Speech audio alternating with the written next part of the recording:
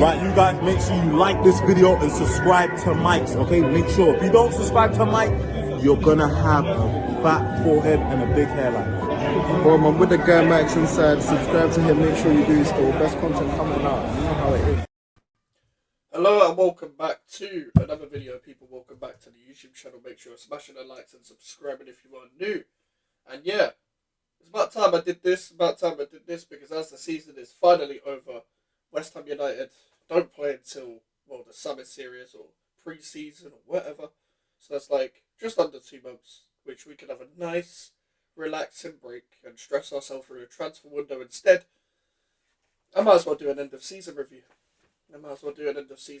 So I'm gonna actually get the fixtures up that we've had over the season, just on my screen. Not necessarily sharing them, maybe sharing them at important points.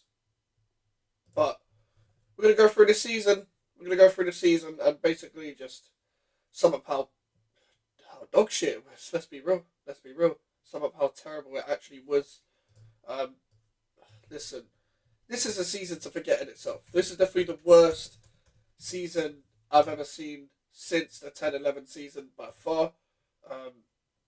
It's not close.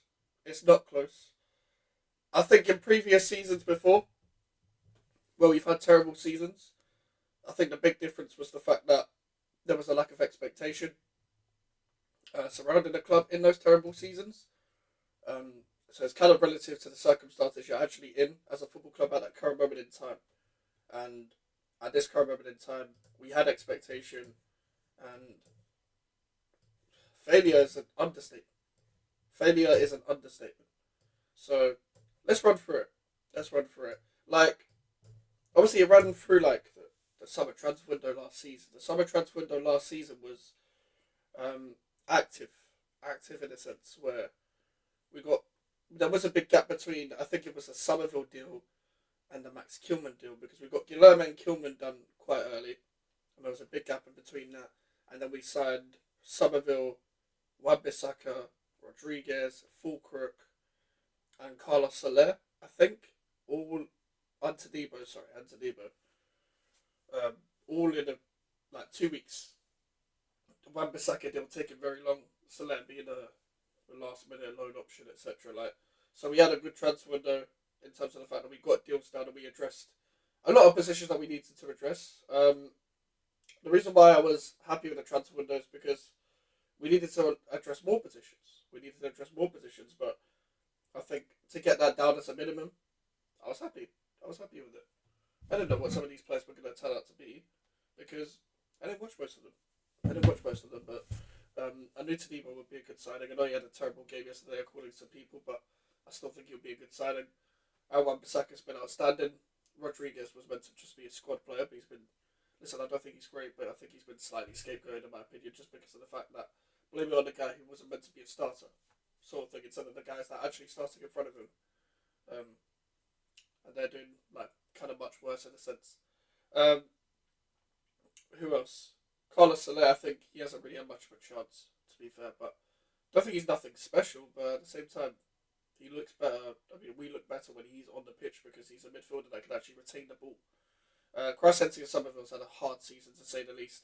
Had a very difficult season because he was our only real, like, lightning quick player that we had that could give us a bit of dynamism. Didn't really get much of a chance under the previous manager, Lopetegui. And don't get me wrong, is raw and has a couple of things to work on, but Potter played one game, then got injured, and then got another setback in training for when he was coming back and stuff, and he's trying to target pre-season now as a return, but we'll see if that happens. I don't know why there was rumours of him leaving, but that's confirmed to not be true. For some reason, it actually seems like a lot of our decent players aren't leaving, which we are lucky in a sense, because any sane club right now would go after an Aaron Wan-Bissaka right now. Any sane club would, Wan-Bissaka is the main one, because Bowen ain't leaving. You wouldn't really look at Kudus after this season and think I would go for him, but listen, I think he should go, just for the sake of the fact that if we do need to sell to buy, which I think the owners are just taking the piss, then we need to use him as funding, and we'll see what happens from there, in my opinion. Any same club would be going after a Wan-Bissaka right now because we got him on a cheap. He's played outstanding, and West Ham are in turmoil. We probably wouldn't sell him, but at the same time, any sane club would just throw a bag at us for Wan-Bissaka. Just my opinion.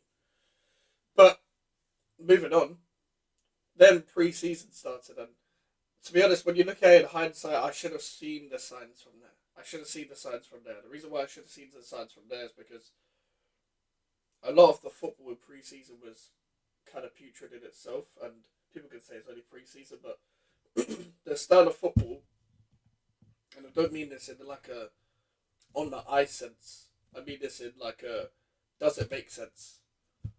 When it comes to style of football, you need to see what you're trying to do in pre-season. That's when it needs to start. When a manager has a pre-season, that's when it needed to start for me. That's when it needed to start, in pre-season. And we would pass the ball around for a bit, then we get put under pressure, and then we would just send it long. And that was what was to come in this season. To be honest with you, sorry, I've got allergies. But then, we lost to Crystal Palace, lost to Wolves or whatever. I don't remember all the pre-season results. I wasn't really taking the results that serious. But the positives I saw were more in the youth players like the George Murphys and the Freddie Potts, etc. But because we got Soler and George Murphy got loaned out, etc. Otherwise, he would have been in the squad, but he wasn't really going to be given a chance, was he? But we'll see next season because he's had a really good end to his loan spot at Bristol City. So we'll see if he's someone that could be integrated. I'll make a video on the rebuild that needs to happen tomorrow. I'm actually going to make a video tier listing the West Ham players tomorrow. And yeah, pre-season was a shit show in itself. So when we move into the new season, I think when I saw the first three fixtures of Aston Villa, Crystal Palace and Manchester City, I was like, yeah, our first three games could be losses for sure. And I predicted us to finish 10th at the time. I've just realised now, by the way, my mic is nowhere near now. So sorry about that. Hopefully you can hear me properly now. But Aston Villa, Crystal Palace and Manchester City, that was never going to be an easy start. And we lost to Aston Villa. We won against Crystal Palace, and we lost to Manchester City. So, to be fair, kind of gone similar to how we expected. I didn't know how we were going to win at Selhurst Park, because I thought Palace would actually start a lot better. They actually ended how I originally thought they would play. But at the same time, life goes on. I think when it started to become alarming was the Fulham game, but I'll get onto that in a sec, because we played against Bournemouth, and that's when we had we played a midfield of Ward-Prowse, Alvarez and Souček in a fucking cup game. And it was one of the worst, trios of midfield I've ever watched. And to be honest, it still is till this day under Graham Potter. And you saw the lack of progression. And the first problem that you kind of saw in the season was we didn't have a midfielder that was kind of like a deep line playmaker. We still fucking don't. Paquetá is probably the closest we have to that. And he's only been deployed there as in the back end of the season, to be honest with you. And we kind of saw that in the Bournemouth game because we're seeing three midfielders kind of just plop around the place and not progress the fucking football. Because they don't know how to. Ward-Prowse, Alvarez and Souček. The Fulham game was the most alarming because we played well against Manchester City. We actually went with quite a second lineup. But we played with two DMs and we just let the front four play, which was Bowen, Paquetá, Kudus and Antonio, which, don't get me wrong, due to Fulkrug being injured, Antonio ideally shouldn't be our starting striker in 24-25 season, as good as he's done for the club. But cool, we had to make do with what we have, so front four, cool. And I think everyone clapped at Manchester City. Everyone clapped. Because that was giving it a go. And despite the fact it was 3-1, we can say we conceded not because of the structure that we had on the team, but more so because of the mistakes we made on the pitch individually, which is kind of the theme of the season, if I'm going to be 100% honest. But then the Fulham game came about after international break, and all these excuses came out because We didn't carry on the momentum. We didn't approach the game the same, and we had to rely on Danny Ings to get a last-minute equaliser against Fulham. I'm not going to run through every game individually, but you're kind of getting the gist of the season. And that's what I thought, yeah, this manager's a fucking idiot, because he would change the whole approach of the game based on the opponent or being away from home. And I'm kind of sick of having managers that play different away from home and at home. Just play what you are. I don't completely adjust. Because I feel like every away game, it allows us to just be in our shell. So it looked like a completely different team against Manchester City, which allowed me to have doubts about Lopetegui. And then when we faced Chelsea the next game, that's when I was manager out. And then it just became turmoil until November. Listen, let me bring the results up, because some of these results are absolutely hideous. 5-1 to Liverpool, 4-1 to Tottenham. Yeah, cool, we beat Ipswich 4-1, we just beat them 3-1. 3-0 to Nottingham Forest. And if you guys have watched my match previews and you were watching my channel then, I literally predicted either Alvarez or Rodriguez would get sent off due to how much pace down the flanks the Forest have. And who got sent off? Edson Alvarez. 0-0 to Everton. Don't know how we didn't score in that game, to be fair. I can't completely blame the manager for this one. Cool, we beat Newcastle, and that's what saved this job, because we then lost to Arsenal, and this was when he was meant to get sacked. So, yeah. This is when Graham Potter should have been hired, by the way. He was literally a pundit for Amazon in this game. This is when he should have been hired if you were going to hire him, because I know we was in talks, I know we was in advanced talks and stuff, but the problem is with this is that the fact that you waited until after losing to this game against Manchester City rather than losing to Leicester, and you hire him in the middle of a transfer window, it's alarming, because you don't know what you're doing at the club, and we know this already because we've had these owners for over 15 years now, so we kind of know what to expect. But at the same time, what are we doing here? What's the point of hiring directors of football if you're not going to let them hire the manager? Because, what's her name? Karen Brady was allegedly the one that hired Graham Potter, and David Sullivan's the one that allegedly hired Lopetegui, because he's been interested in him before, and that's the problem. That's kind of the problem of where we are now. And look at these results. 5-0. This is the first game where I walked out 70th minute. I've never walked out that early in the game. 4-1 to Man City. Cool. It's the worst Man City side we've seen, and we still lost 4-1. This was probably one of the most promising games of the whole season, the FA Cup game. Now we went into our show in the second half because of the injuries we had, but that first half against Villa was the only bit of promise I saw. Against Fulham, I saw a lot of promise as well, but we still conceded 2 goals because our defensive concentration is absolutely horrendous. This game was horrendous. People were booing in this game because it was horrendous. We kept passing sideways against Crystal Palace, and then Palace just went defensive and hit us on the counter and ran us over physically, which is kind of the way to play against this team. Aston Villa 1, West Ham 1. We showed, again, a little bit of promise. Chelsea 2, West Ham 1, a little bit of promise. Everything I'm saying is a little bit of promise. West Ham Brentford, I had to watch this game back because I didn't watch the game. I wasn't at the game. And, again, the theme of this is individual errors. The theme of this is, making basic mistakes. Which is why I am so harsh on the squad now. And it's not even being harsh. We literally finished, 14th? 15th? I don't even know where we finished. I think we finished 14th. Some shit, no. Must have been 15th. I think we finished above Tottenham and Man United. Who cares? Tottenham won a fucking trophy, bruv. We beat Arsenal. That's the only game I enjoyed this season. Beat Leicester, and to be honest, I didn't like this game, even though we won. And the reason why I say that is because we still went 5-3-2 or 5-2-3, whatever, against Leicester, which we could have peppered this team if we actually, played on the front foot. The only reason why we broke them down is because of how terrible they are defensively. Terrible loss to Newcastle. I saw this as a missed opportunity at the time, due to the fact they had one eye on a cup final. And we should be scoring in this game.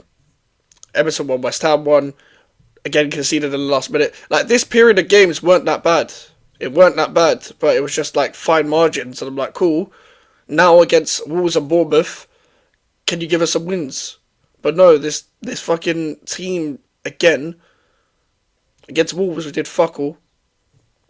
Against Bournemouth, it was just a car crash. It was just a complete car crash.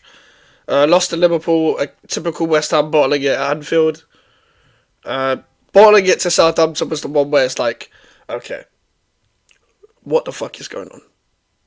Because this was just borderline. This is probably the worst result of the season, and it was a draw. But that's how bad Southampton are.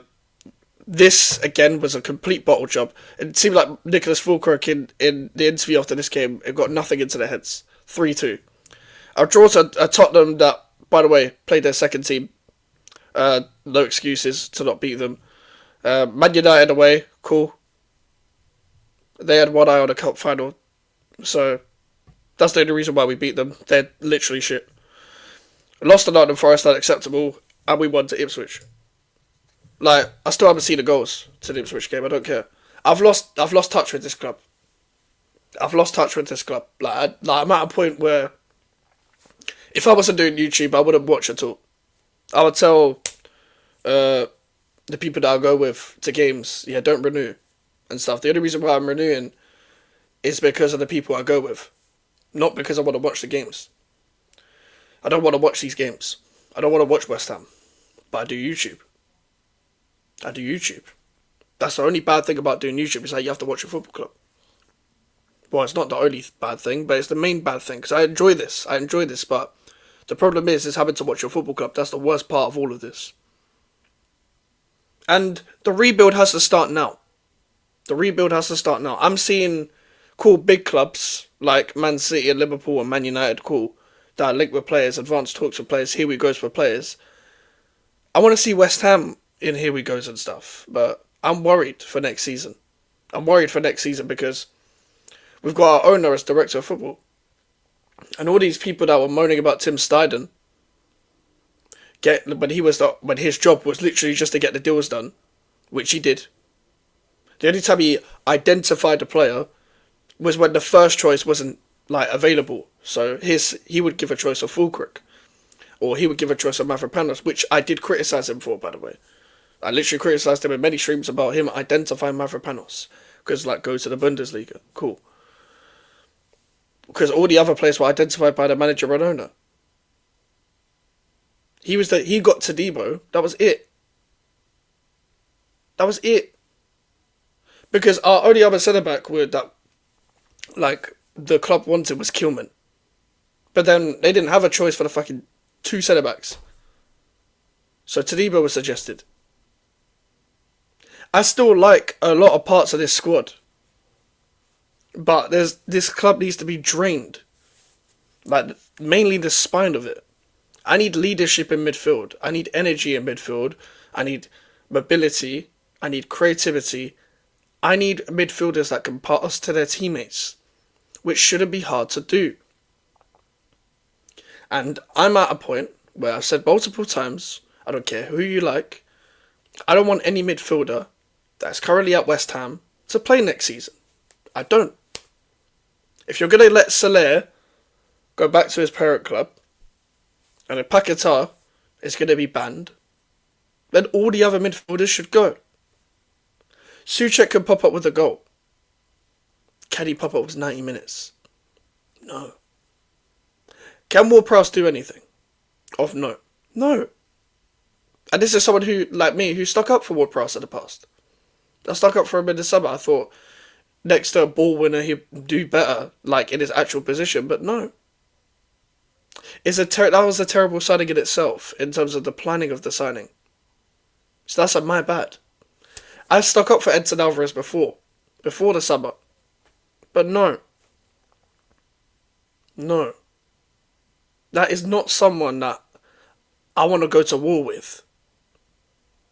Because he would if you went to war with this guy, he would get the gun and accidentally shoot himself in the foot with it and break his toe somehow. This is the kind of person I'm dealing with. Rodriguez is a squad player. I ain't got animosity against him. I just don't think he's good enough. He's not the level.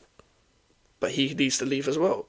And at least we might be able to make a little bit of profit due to the fact that we signed him on a free. So this midfielder needs to be blended with youth, quality, passing range, physicality, mobility. That's what his midfield needs to be trained with. I need to see a range of profiles that can fit into not just a back four, but a back three, where I need to see from the manager what you're truly capable of. Because I've seen you at Brighton. I've seen you switch from different formations in possession and out of possession, which is how you started at West Ham. I believe this guy just went ultra defensive and approached certain games differently just to get a bye by the end of the season and try and get results. But I don't even think that worked itself, because I don't think these players can play in these systems. I don't think these players can play in many systems, though. I'm being 100% honest. As much as I think Lopetegui should have got way more out of this squad, at the same time, I don't think these players can play what Potter's trying to do. But I don't think the quality is good enough in the squad in general. Regardless of whether you keep Fulcrook or sell Fulcrook, we need a striker. Because he can't be our only striker. I don't want to see one game, and I mean one game, of Paquetá, Kudus or Bowen up front next season. I don't want to see one of them up front next season. I want to see a mobile striker. We're going to miss out Jonathan David. Bro, he was never coming to us. He's going to have options on the table. He's going to Napoli. Angel Gomez, we're going to miss out him. He's going Marseille. But I'm going to go into what West Ham need to address tomorrow. And also who in the squad. I'm going to range them in a tier list. I'm going to range the squad in a tier list and let you know my thoughts. Because I did it as a stream, it didn't work, so let me do it as a pre-upload instead. But yeah, this season has been fucking dreadful. It's the worst season since 2010-2011. Tottenham won a trophy, makes the season even worse. All you weirdos that were like, well, at least we get to finish above Tottenham, that don't fucking matter. That don't matter when you're 15th. That shit don't matter when you're 15th or 14th or wherever the fuck we are. That doesn't matter. That only matters if we're both in a European competition like we were a few years ago. We finished 6th and they finished 7th or whatever. Like, that was the only time it mattered. Because we was in a better European competition. And in hindsight, who cares now? Because we both won European trophies since. So who cares? Like, who cares about this shit? Like, much as I don't like them, man, who gives a fuck? So, there's no silver lining. I do like the manager. But, when you have your own pre-season, next season you have to start well. That's where I'm at. I don't know what the fuck we're gonna do. In my opinion, I think we're finished. The reason why I think we're finished, I'll maintain that. I'm not gonna flip flop on it. Is because, for example, when you have your owner as director of football, when you have turmoil with the squad, players that want to leave, Emerson's been left out of the squad. Somerville's injured. Kudus is walking around like a numpty. Paquetá's got his court case. Ward-Prowse is shit. Alvarez is shit. Jarrod Bowen's the only one doing anything. Fulcrook is our only competent striker. Wan-Bissaka's our only competent fullback that isn't Emerson, I guess, because Scholes is a youngster. He's a good player. I think I still rate him. But Soufal was there. Thank God he's gone. Don't care what people say. I don't care about this whole Cresswell sentiment stuff either. But, like, listen, good luck on your future endeavours, but goodbye. Max Kilman's a good player, but he's inconsistent, to say the least. Tadebo's a good player, but because of his reputation, I think any little mistake is like drilled into him as like he's part of the problem sort of thing. Mavropanos is fucking useless. And the goalkeepers needed to be rebuilded from time, and good luck to Fabianski on his future endeavours. Great, I'll say he's a great servant. Alphonse Areola, as much as I've stuck up for you in the past, as much as I think you are a good keeper, your performances this season haven't been consistent enough. He's still made crucial saves this season, don't get me wrong, but there's also been times where he's cost us, so It's by the by. It's neither by the by at that point. So that's kind of where we are in the squad. That's kind of where we are in the season. That's how much we need to rebuild. So as much as you lot complained about Tim Steiden, you're now going to have the director of football as the owner as the director of football. David Sullivan. So we're back to how we were in the era 2016 to 2020 roughly. Or beyond 2016, like 2014 or whatever. But you're going to see West Ham at the peak of the start of the London Stadium era again. Sticking fucking corner flags in the middle of the pitch. You know, that kind of West Ham is back. Next season's going to be fucking stressful. It's going to be draining. I don't know what I'm going to do with myself next season.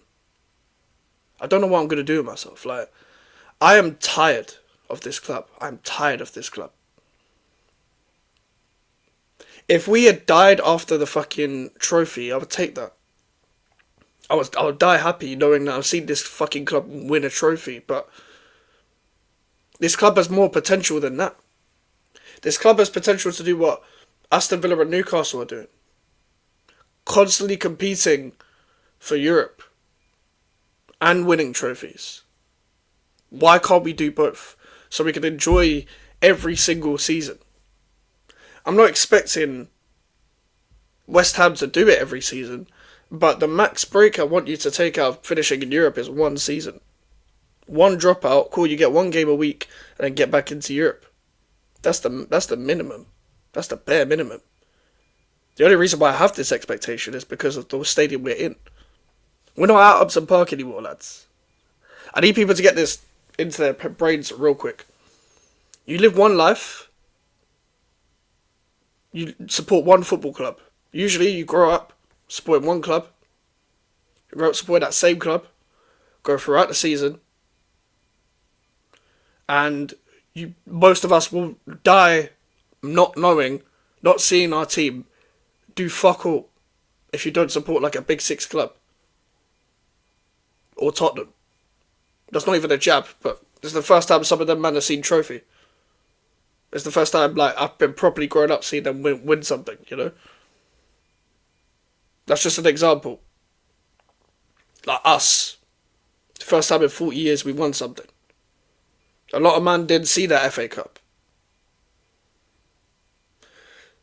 When you taste victory, to have the right mentality to do that again, that initial trophy that you win should motivate you to win more. Which is the mentality that other clubs have that we don't. They want to capitalise on their own success. We don't do that.